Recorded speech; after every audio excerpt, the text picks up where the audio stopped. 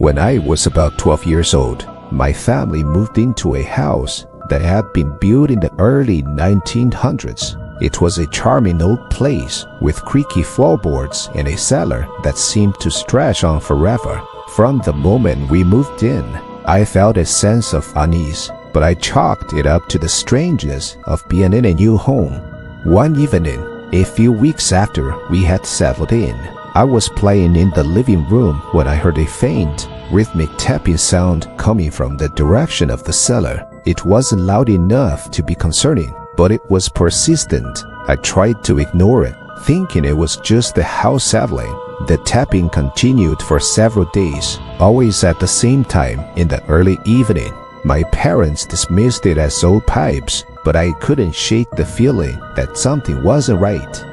One night, as I was lying in bed, the tapping grew louder and was accompanied by a soft, whispering voice. It sounded like someone was calling my name. Terrified, I pulled the covers over my head and eventually fell asleep.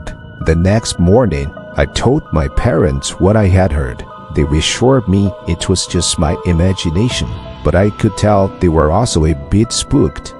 A few nights later, my parents went out for the evening, leaving me in charge of my younger sister. As we watched TV in the living room, the tapping started again. This time, it was louder and seemed to be coming from directly beneath us. My sister heard it too and clung to me, frightened. Gathering my courage, I decided to investigate. I grabbed a flashlight and slowly made my way to the cellar door. My sister begged me not to go, but I had to find out what was making the noise. I descended the narrow wooden stairs, the flashlight beam trembling in my hand. The cellar was cold and damp, with a musty smell that made me feel queasy. The tapping had stopped, and the silence was almost more unnerving. As I scanned the room, my flashlight caught a glimpse of something moving in the far corner.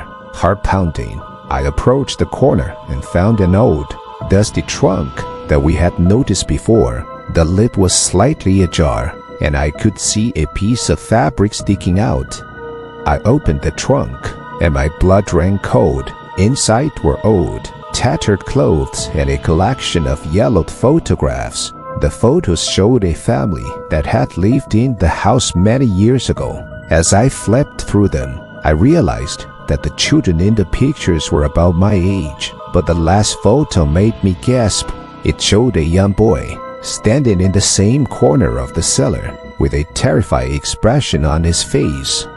Suddenly, the tapping started again, louder than ever, and I felt a cold hand brush against my neck. I screamed and bolted up the stairs, my sister close behind. We didn't stop running until we were outside, in the safety of the streetlights. When my parents came home, we told them what had happened. They were skeptical but agreed to have the house checked for any structural issues.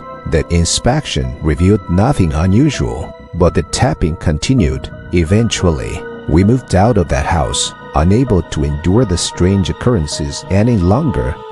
Years later, I learned that a family had mysteriously disappeared from the house in the 1920s, and their fate remained unknown. To this day, I can still hear that tapping in my nightmares, a chilling reminder of the house we left behind.